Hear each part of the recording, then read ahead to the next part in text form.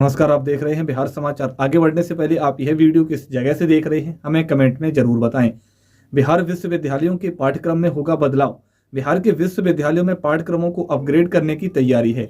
कई पुराने विषयों को हटाया जाएगा, जैसे दर्शन शास्त्र, ग्रामीण अर्थशास्त्र, बांग्ला आदि, जिनमें छात्रों की रुचि कम है। इसके बजाय पर्यटन, फिजियोथेरेपी, योग, आपदा प्रबंधन जैसे नए और रोजगार परिपक्व विषय जोड़े जाएंगे। व्यावसायिक पाठ्यक्रमों में भी बदलाव होगा, जिसमें बायोटेक्नोलॉजी, माइक्रोबायोलॉजी, फार्मा केमिस्ट्री जैसे नए विषय शामिल किए जाएंगे। इस कदम से शिक्षा के स्तर में सुधार होगा और छात्रों को नौकरी के बेहतर अवसर मिलेंगे, जिससे राज्य में रोजगार वृद्धि की संभावना बढ़ेगी। पटना में चलेगी डबल डेकर बस। पटना में अब डबल डेकर बस चलने वाली है, जो पर्यटकों को शहर के ऐतिहासिक स्थलों का भ्रमण कराएगी।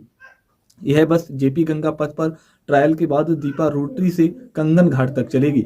बस में 40 सीट होंगी, जिनमें 20 नीचे और 20 छत पर बैठेंगे। इसके अलावा बस में पर्यटकों को पटना के महत्वपूर्ण पर्यटन स्थलों के बारे में जानकारी देने के लिए एक ऑडियो गाइड भी उपलब्ध रहेगा, जिससे यात्रा और भी आकर्षक बनेगी। यह पहल पटना में पर्यटन उद्योग को नई दिशा देने के लिए है, जिससे राज्य की आर्थिक स्थिति भी बेहतर हो सकती है। भागलपुर में चलेगी नई सुपरफास्ट ट्रेन। भागलपुर से दिल्ली जाने के लिए एक नई सुपरफास्ट ट्रेन का संचालन जल्द शुरू होगा। यह ट्रेन विक्रमशिला एक्सप्रेस की तर्ज पर चलेगी और यह हजारों किलोमीटर की दूरी 16 घंटे में तय करेगी। यह ट्रेन भागलपुर, मुंगेर, पटना, प्रयागराज होते हुए दिल्ली तक जाएगी। इससे यात्रियों को अधिक आरामदायक और सुविधाजनक यात्रा का अनुभव होगा। इस ट्रेन के चलने से भागलपुर और आसपास के क्षेत्रों को लोगों को दिल्ली जाने में समय से बचत होगी। साथ ही रेलवे द्वारा दी जाने वाली सुविधाओं में भी सुधार होगा।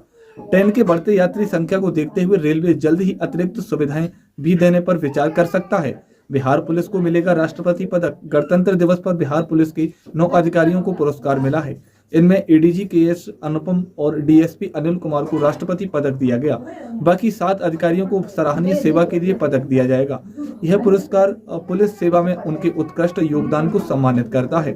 विशेष रूप से इन अधिकारियों ने बिहार में कानून व्यवस्था बनाए रखने और अपराधों को नियंत्रित करने में महत्वपूर्ण भूमिका निभाई है, जिससे राज्य में सुरक्षा व्यवस्था में सुधार हुआ है। यह पुरस्कार पुलिस विभाग के मनोबल को भी बढ़ाएगा और अन्य अधिकारियों को प्रेरित करेगा। एसडीओ और डीएसपी से ज्यादा रहा सीडीपीओ का कट ऑफ। 24 विभागों में होगी भर्ती। बिहार पब्लिक सर्विस कमीशन भी यानी कि बीपीएससी की 17वीं संयुक्त प्रारंभिक परीक्षा में बाल विकास परियोजना पदाधिकारी सीडीपीओ का कट ऑफ सिविल सेवा पदों से अधिक रहा है। सीडीपीओ के लिए सामान्य श्रेणी का कट ऑफ 104 अंक था। इससे संबंधित भर्ती प्रक्रिया में बदलाव और उम्मीदवारों के लिए नई जानकारी भी जारी की गई है। इस उच्च कट ऑफ के कारण कई उम्मीदवारों की उम्मीद भी कि वे इस परीक्षा में शामिल हो सकेंगे, लेकिन अब उन्हें नए दिशा निर्देशों के अनुसार अपनी तैयारी करनी होगी। इसके अलावा आयोग ने परीक्षा में पारदर्शिता बनाए रखने के लिए कई सुधारों की योजना बनाई है।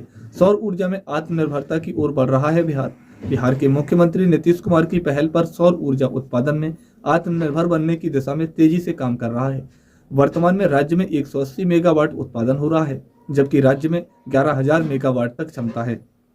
सोलर रूफ टॉप सब्सिडी योजना के तहत किसानों को सोलर पैनल लगाने पर सहायता दी जा रही है, जिससे उन्हें निरंतर सिंचाई की सुविधा मिल रही है। इसके अलावा सोलर स्ट्रीट लाइट और मिनी ग्रिड प्लांट्स भी स्थापित किए जा रहे हैं, जिससे दूर दराज के क्षेत्रों में भी बिजली की आपूर्ति सुनिश्चित हो रही है। बांका में बिहार का पहला स्मार्ट विलेज होगा लॉन्च। बिहार मुख्यमंत्री नीतीश कुमार अपनी प्रगति की यात्रा के दौरान 2 फरवरी को बांका में बिहार के यह स्मार्ट विलेज का उद्घाटन करेंगे। इस दौरान मुख्यमंत्री राज्य के कई अन्य विकास कार्यों का भी शुभारंभ करेंगे, जिसमें नवनिर्मित रिसोर्ट और मेडिकल कॉलेज की योजनाएं शामिल हैं। स्मार्ट विलेज की योजना से स्थानीय लोगों को बेहतर सुविधाएं और रोजगार के अवसर मिलने की उम्मीद है, जिससे क्षेत्र का विकास तेजी से हो गए। गया को जल्द मिलेगी उच्च शिक्षा की सौगात। गया जिले के जल्द ही उच्च शिक्षा क्षेत्र में एक बड़ी सौगात मिलने वाली है। केंद्रीय मंत्री जीतनराम मांझी ने बताया कि मुख्यमंत्री नीतीश कुमार 13 फरवरी को इमामगंज में उच्च शिक्षा से जुड़ी महत्वपूर्ण घोषणा करेंगे। इस पहल से गया जिले में शिक्षा के क्षेत्र में एक नया दौर शुरू होगा और युवाओं को उच्च शिक्षा की बेहतर सुविधाएं उपलब्ध होंगी, जो क्षेत्र के सामाजिक और आर्थिक विकास में मददगार साबित होंगी। अनंत सिंह को जेल जाने पर डिप्टी सीएम का बड़ा बयान। बिहार के उप मुख्यमंत्री ने अनंत सिंह के जेल जाने के मामले में प्रशासन की कार्रवाई पर खुलकर समर्थन किया। उन्होंने कहा कि प्रशासन को अपराधियों के खिलाफ कार्रवाई करने की पूरी छूट है और कोई भी गलत काम करेगा तो बचेगा नहीं। उन्होंने यह भी कहा कि मुख्यमंत्री नीतीश कुमार ने प्रशासन को निष्पक्ष तरीके से कार्रवाई करने का आदेश दिया है, जिससे राज्य में कानून व्यवस्था मजबूत हो सके। कानून व्यवस्था पर आरजेडी और एनडीए के बीच घमासान मुकाम में मचा हुआ है। इसमें मकाम में गोलीबारी की घटना पर तेजस्वी यादव ने कानूनी व्यवस्था का मुद्दा उठाया है, तो एनडीए नेताओं ने लालू यादव के शासनकाल को याद करते हुए उनकी आलोचना भी की है। डिप्टी सीएम और स्वास्थ्य मंत्री ने कानून व्यवस्था को लेकर राज्य सरकार की दृढ़ प्रतिबद्धता जताई। उन्होंने कहा कि नीतीश कुमार के शासन में कानून का राज पूरी तरह से स्थापित है और किसी भी दोषी को बख्शा नहीं जाएगा, जबकि आरजेडी के शासन में इस प्रकार की घटनाओं पर ध्यान नहीं दिया जाता था। भागलपुर का बहादुरपुर बनने जा रहा है स्मार्ट गांव।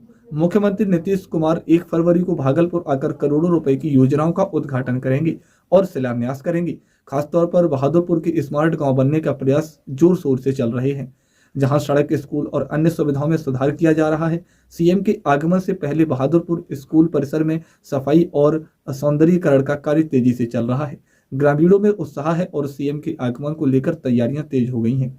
इस परियोजना से इस इलाके में जीवन स्तर में सुधार और स्थानीय विकास की उम्मीद जताई जा रही है। बिहार में खुलेगा सेंटर ऑफ एक्सीलेंस। केंद्रीय कृषि मंत्री ने बताया कि बिहार में कृषि उत्पादन के लिए एक सेंटर ऑफ एक्सीलेंस खोला जाए। इससे राज्य के छोटे किसानों को मखाना, मशरूम, शहर, केला जैसी फसलों का उत्पादकता बढ़ाने में मदद मिलेगी और बिहार की कृषि क्षेत्र को फायदा होगा। इसके माध्यम से किसानों को नई तकनीकी और शोध का लाभ मिलेगा, जिससे उनकी आय में वृद्धि होगी। इस सेंटर से राज्य में कृषि संबंधित अनुसंधान और नवाचार को भी बढ़ावा मिलेगा। मखाना की मशीनीकरण की योजना से किसानों को भारी लाभ होगा, क्योंकि यह श्रम पर निर्भरता कम करेगा। बिहार के शिक्षकों के लिए नया निर्देश जारी। बिहार शिक्षा विभाग ने शिक्षकों से अपने प्रशिक्षण प्रमाण पत्र ई शिक्षा को उस पोर्टल पर अपलोड करने की अंतिम तिथि मार्च 2025 तक निर्धारित की है। यदि शिक्षक इस निर्देश का पालन नहीं करते हैं तो उन्हें विभागीय कार्रवाई का सामना करना पड़ सकता है, जिसमें वेतन वृद्धि पर असर पड़ सकता है। इस कदम से विभाग शिक्षक की पेशेवर योग्यता की मान्यता सुनिश्चित करने के लिए कार्य कर रहा है। शिक्षा विभाग का यह कदम राज्य में शिक्षा गुणवत्ता में सुधार लाने के लिए है।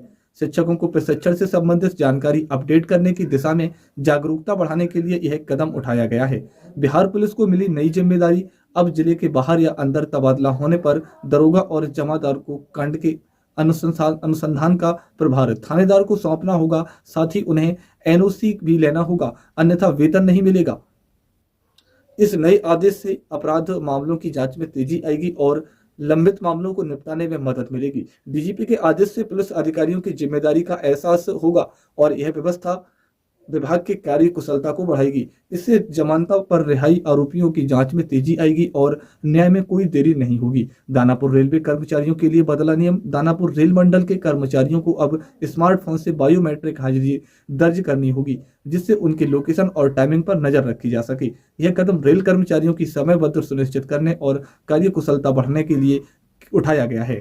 इस नए बदलाव से रेलवे प्रशासन को कर्मचारियों की उपस्थिति पर सख्त नजर रखने का मौका मिले। लाइव लोकेशन और जियो टैगिंग के जरिए रेलवे में किसी भी प्रकार की लापरवाही पर रोका जा सकेगा।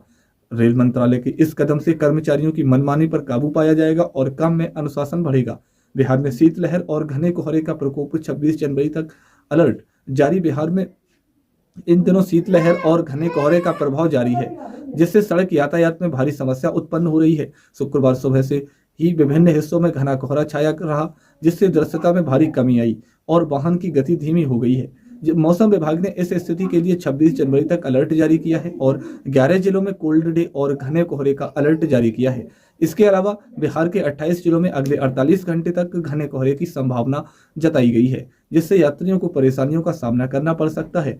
नीतीश सरकार ने पटना के राजस्व कार्यों में किया सुधार। पटना में प्रशासनिक कामकाजी व्यवस्था को बेहतर बनाने के लिए पटना सदर अंचल को 4 भागों में विभाजित किया गया है। पाटलिपुत्र अंचल, पटना सिटी अंचल और दीदारगंज अंचल को अस्तित्व में लाकर प्रशासनिक कार्यों में सुधार किया गया है। इस फैसले से प्रशासनिक कार्यों में तेजी आएगी और लोगों को बेहतर सुविधाएं मिलेंगी।